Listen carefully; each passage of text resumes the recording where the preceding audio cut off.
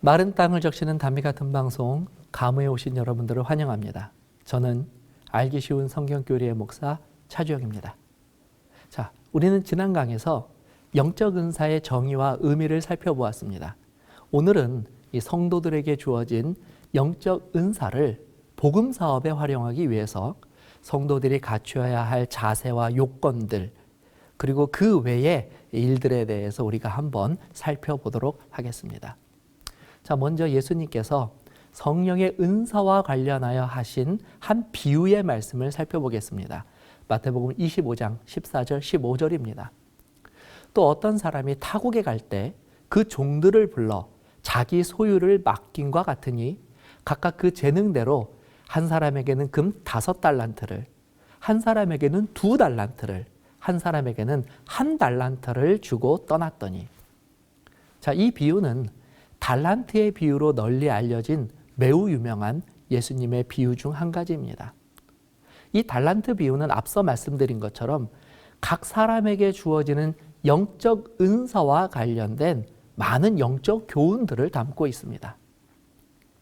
먼저 이 비유에서는 한 사람이 먼 여행을 떠나는 것으로 시작합니다. 자, 그렇다면 여행을 떠나는 이 한 사람은 누구일까요?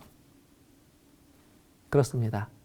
바로 하늘로 승천하게 되실 예수님 자신을 상징하신 것입니다. 자, 그렇다면 여기에 나오는 종들은 누구겠습니까? 그들은 이 베드로전서 1장 19절에 묘사된 것처럼 예수님의 보배로운 피로 산 자들, 즉 예수님을 따르는 제자들을 의미합니다. 이 이야기에서도 우리는 지난 시간 예수님이 승천하시면서 제자들에게 사명을 남기신 것처럼 먼 여행을 떠나는 주인이 종들에게 각기 사명을 부여하며 떠나는 장면이 등장하는 것을 발견하실 수 있으실 것입니다. 그렇다면 이 이야기에서 주인이 종들에게 남긴 그 사업, 사명이 무엇이겠습니까? 맞습니다. 예수님이 마태복음 16장 15절에 말씀하신 온 천하와 만민에게 복음을 전하라는 이 복음 전도의 사명을 예수님을 따르는 제자들에게 말씀하신 것입니다. 여기까지는 우리가 지난 시간에 살펴본 내용에서도 확인할 수 있었던 예수님의 제자들에게 사명을 부여하시는 내용입니다. 그런데 이 비유의 내용을 조금 더 살펴보면 좀 더 구체적인 내용이 있음을 발견하게 됩니다. 그것은 이 종들에게 사업을 맡기면서 주인이 떠날 때 모든 종들에게 이 달란트를 배급하는데 그것을 공평하게 달란트를 배급하는 것이 아니라 누구는 5달란트, 누구는 2달란트, 심지어 이 1달란트만 맡긴 종이 있다는 사실입니다. 여기서 달란트란 바로 하나님께서 제자들에게 약속하신 성령의 권능을 의미하는 것입니다. 따라서 이 비유를 통해 우리가 알 수 있는 것은 이 성령의 은사는 전적으로 하나님께로부터 주어지는 능력이며 그래서 누가 얼마나 어떤 능력을 받을 것인지를 판단하는 건 역시도 전적으로 하나님께 속한 일이라는 사실을 우리는 이 비유를 통해서 먼저 발견할 수 있습니다. 자, 이 사실에 대해서 바울은 고린도전서 12장 11절에서 이와 같은 성령의 은사는 하나님께서 그의 뜻대로 각 사람에게 나누어 주시는 것이라고 언급하기도 하였습니다. 그렇다면 우리는 여기서 한 가지 의문이 들 수 있습니다. 만일 하나님께서 성령의 은사를 각기 다르게 사람들에게 나누어 주신다면 과연 나누어 주시는 그 은사 가운데 가장 좋은 은사는 무엇이고 또 그렇지 못한 은사는 무엇인가 하는 것입니다.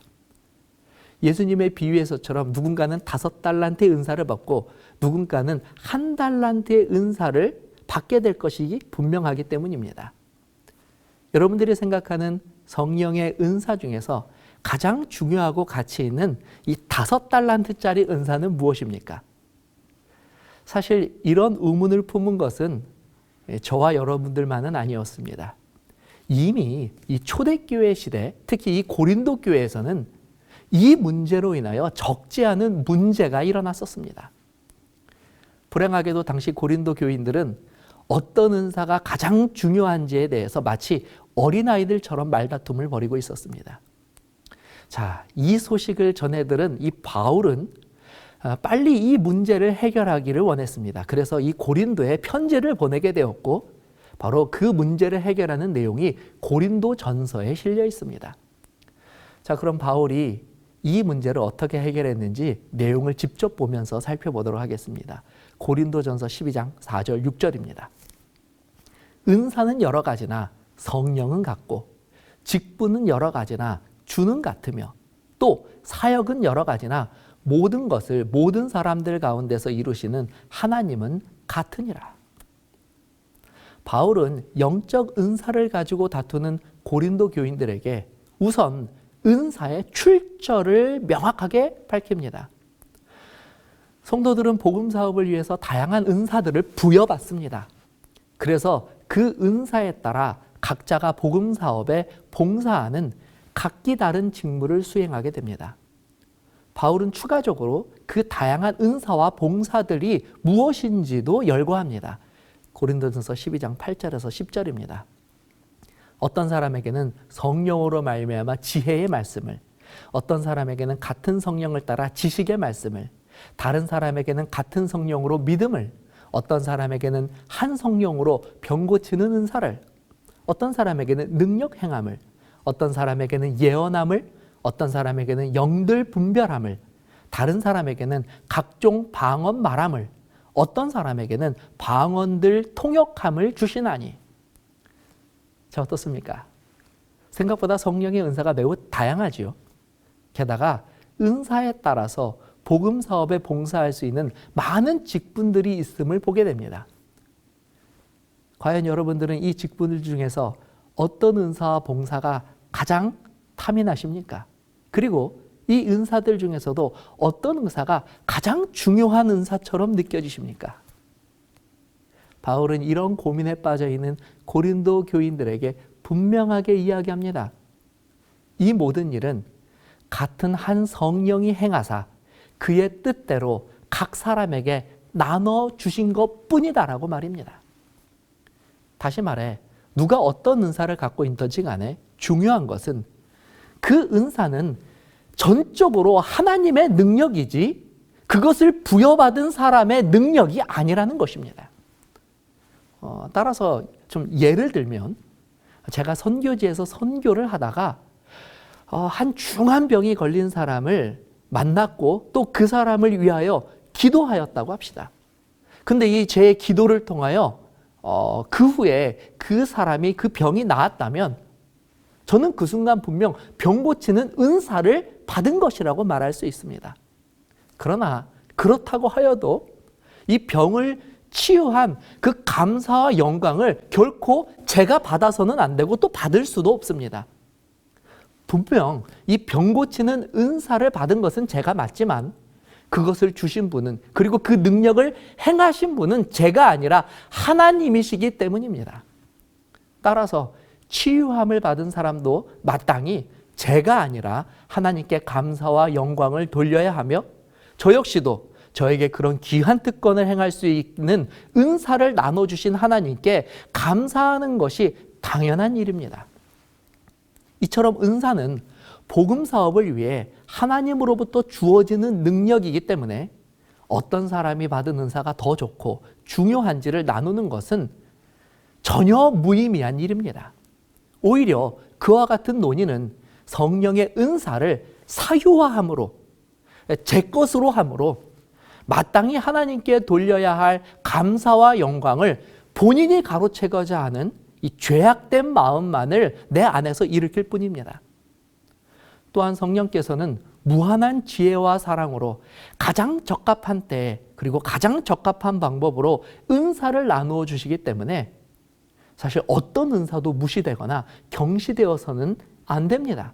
만일 우리가 어떤 은사를 무시한다면 그것은 성령 하나님을 무시하는 일이 되기 때문입니다. 따라서 교회 안에서 어떤 신자도 다른 사람들보다 자신이 더 특별한 지위나 혹은 직무로 봉사한다는 교만한 생각에 빠져서는 결코 안 됩니다. 또는 어떤 직분을 천하게 여겨서 그것을 받기를 거절한다거나 혹은 더 높은 지위를 얻기 위하여 때를 써서도 안 됩니다. 모든 은사는 하나님께서 성도들에게 베푸시는 은혜의 선물이기 때문에 자신이 어떠한 은사를 받고 어떤 봉사의 직분을 행하든지 순종하는 마음으로 그 직분에 임하여야 하며, 특히 다른 은사를 받은 자들과는 겸손한 마음으로 서로 존중하고 협력하는 자세를 가져야 합니다. 특히 바울은 이처럼 각기 다른 은사를 받은 자들이 서로 협력해야 한다는 사실을 말하기 위해 아주 특별한 비유 한 가지를 고린도 교회에 이야기하였습니다. 고린도전서 12장 20절 21절입니다. 이제 지체는 많으나 몸은 하나라. 눈이 손더러 내가 너를 쓸데없다 하거나 또한 머리가 발더러 내가 너를 쓸데가 없다 하지 못하리라. 바울은 성령의 은사를 받은 성도 개개인이 사람의 몸을 이루고 있는 각 부분과 같다고 설명합니다. 우리 몸은 숫자를 셀 수 없을 정도로 많은 기관으로 이루어져 있습니다. 작게는 머리카락 한 올에서부터 심장에 이르기까지 각기 자신이 맡고 있는 역할을 충실히 감당하며 지금처럼 이렇게 건강한 몸을 이루고 있습니다. 그런데 만일 우리 몸의 기관들이 어느 날부터 서로 누가 높고 누가 더 중요한지를 가지고 싸우게 된다면 어떤 일이 벌어지게 되겠습니까? 심장과 머리 중에 누가 더 중요할까요? 눈과 입 중에 무엇이 더 중요할까요? 아마도 이 방송을 시청하시는 여러분들이라면 이런 논의가 무의미하다는 것을 바로 눈치채실 것입니다. 머리가 없는 심장은 존재할 수 없고 눈과 귀 중 어느 한 곳이 부실하면 몸 전체가 큰 불편함을 느낄 것이 분명하기 때문입니다. 이처럼 몸의 기관들은 지위의 높고 낮음으로 존재하는 것이 아니라 서로 협력하는 기관으로 존재합니다. 서로가 자신이 맡은 일에 충실하되 또 긴밀하게 서로 협조하게 된다면 우리 몸은 비로소 가장 건강한 상태로 유지가 될 수 있는 것입니다. 따라서 이 은사를 받은 사람들이 하지 말아야 하는 것은 이처럼 누가 높고 중요하냐와 같은 분열을 초래하는 일들을 당장 멈추어야 합니다. 이런 일들은 우리의 복음 사업을 위하여 전혀 유익하지 않는 것입니다. 반면에 협력을 위한 일들은 서둘러서 행해야 합니다. 바울은 이 일을 위해 다음과 같이 권면하고 있습니다. 고린도전서 12장 25절입니다. 몸 가운데서 분쟁이 없고 오직 여러 지체가 서로 같이 돌보게 하셨느니라. 은사를 받은 자들이 하여야 할 일은 서로 같이 돌보는 것입니다. 이 말은 혹 이 봉사의 직분을 맡은 자들 가운데 믿음이 연약한 자들이 있거든 오히려 그런 연약한 자들을 돌아보고 그들을 위하여 기도하고 격려함으로 이 교회의 복음 사업이 온전히 건강하여 힘있게 사업을 진행할 수 있도록 함께 돌아보고 협력해야 한다고 하는 아주 중요한 교훈을 담고 있습니다. 자, 끝으로 이 은사와 관련하여서 우리가 꼭 알아야 하는 사실은 이 성령의 은사는 복음 사업을 완수하기 위하여 주신 하나님의 선물이라는 것입니다. 이 말은 즉 복음 사업이 마치게 되면 예수님께서 재림하시게 되면 이와 같은 성령의 은사들은 모두 사라지게 된다는 의미이기도 합니다. 고린도전서 13장 8절입니다. 예언도 패하고 방언도 그치고 지식도 패하리라. 그렇다면 이런 영적 은사가 소멸되고 난 후 저와 여러분들에게 남게 되는 것은 무엇이겠습니까? 계속해서 13장 8절의 말씀의 나머지 부분을 읽도록 하겠습니다. 사랑은 언제까지나 떨어지지 아니하되 예언도 패하고 방언도 그치고 지식도 패하리라. 은사는 우리가 소유할 수 있는 능력이 아닙니다. 그것은 온전히 하나님의 능력이고 결국 하나님께로 돌아갈 것입니다.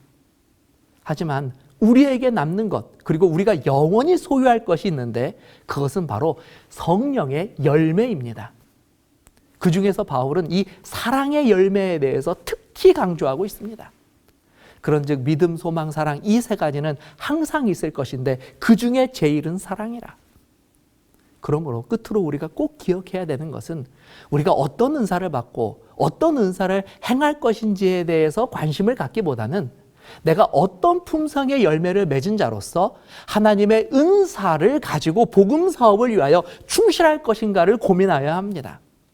만일 교회 안에 성령의 은사를 행하는 자들이 아무리 넘친다고 하여도 만일 그들이 품성의 열매 없이, 다시 말하면 사랑 없이 은사만을 활용한다고 한다면 그것은 오히려 복음 사업을 가로막는 심각한 문제가 될 것이 뻔하기 때문입니다. 그러므로 바울은 고린도 교인들에게 고린도전서 14장 1절에 사랑을 추구하며 신령한 것들을 사모하라고 하는 교훈을 전하여 준 것입니다. 자, 이로써 우리는 교회 안에 영적 은사와 봉사의 직무라는 주제를 다루게 되었습니다. 이 방송을 시청하시는 모든 분들에게 성령 하나님의 신령한 은사가 부어지기를 바랍니다. 하지만 무엇보다도 저와 여러분들의 삶에 이 사랑의 열매가 풍성하게 맺혀서 이 복음 사업을 끝까지 마치게 되시기를 간절히 바랍니다. 감사합니다.